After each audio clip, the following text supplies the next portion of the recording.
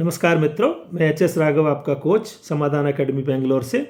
आज एक छोटे से टॉपिक पर बात करेंगे, ग्रोथ माइंडसेट। ग्रोथ माइंडसेट, हम हमेशा बोलते हैं who is successful and why and how he is successful. कोई आदमी किस तरीके से सफल है कि नहीं है और किस तरीके से सफल हुआ है, अगर वो सफल हुआ है तो सफलता पाने का सबसे बड़ा और पहला पॉइंट ये है कि आपके माइंड में ग्रोथ माइंडसेट होना चाहिए।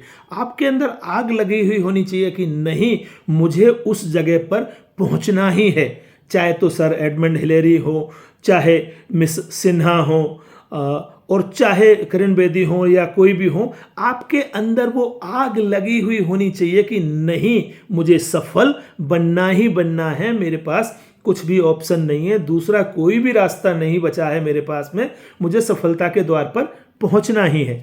ऐसा ग्रोथ माइंडसेट जब होता है हमारे अंदर, तो फिर हमारे अंदर क्या जागता है? पैशन और परसिवियरेंस जाग जाता है। हमारे अंदर पैशन और परसिवियरेंस जाग जाता है। तो होता क्या है कि हम कंटिन्यूटी में काम करते रहते हैं। जो मेहनत करते हैं उसको, मेहनत को 1 घंटा, 1 दिन, 1 महीने, 1 साल करके छोड़ते नहीं हैं, उसकी कंटिन्यूटी बना के रखते हैं। क्योंकि हमको मालूम है कि जब तक उसकी कंटिन्यूटी नहीं बना के रखेंगे तब तक वो कोई भी काम हम उच्च सफलता पर नहीं पहुंच सकते।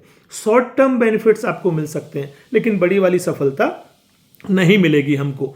तो ये हमको एक डिटर्मिनेशन होना चाहिए जो which makes it possible for us to continue doing something difficult and unpleasant।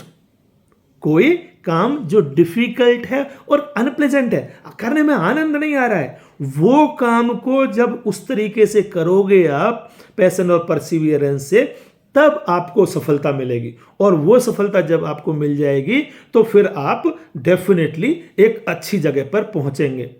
ये कहा जाता है कि sir Edmund Hillary was the first person who conquered Mount Everest. तो उनसे, अब तो वो बेचारे चले गए, कुछ साल पहले हमारे बीच नहीं रहे।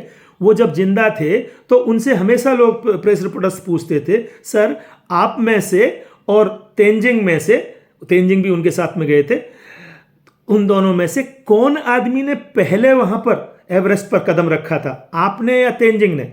तो सर एडमंड हिलेरी का जो जवाब हुआ करता था उसको मैं कोट करता हूं। व्हाट ही यूज्ड टू से is that, see the achievement of reaching on that Everest peak was so high that we did not realize that we should remember whose foot was first put there. We were never expecting that people like you will be interested to know, will be interested to understand कि किसने पहला कदम रखा था वहां पर। तो इसलिए हमको वो चिंता ही नहीं थी, क्योंकि अचीवमेंट इतना बड़ा था। First time somebody is conquering mount Everest. उसकी दूरी भी तब तक पता नहीं थी कि कितनी है। आजकल हम सबको पता है, 8846 बोल देते हैं फटाक, और फिर उसमें बाद में डिबेट भी करते हैं कि नाउ इट इज 8848 और 8846 and things like that. But that guy with Edmund Hillary, sir Edmund Hillary and Sherpa Tenzing were the first guys to reach there. So they were not knowing how far it is, the exact distance, but still they reached because उनको वो था, growth mindset था, ये काम तो करना ही है, somebody has to be first, right? अरे मैं कैसे कर सकता हूं? That attitude we have to leave। जो लोग ये काम को कर लेते हैं, जिनके दिमाग में ग्रोथ माइंडसेट आ जाता है और अपने कंफर्ट जोन को छोड़ देते हैं, पैशन होता है और कंटिन्यूटी रखते हैं, वही लोग इतनी बड़ी सफलता के हकदार होते हैं और उन्हीं को मिलती है। Thank you for watching my video. Like my video and subscribe the channel. Thank you. Bye bye. फिर मिलेंगे।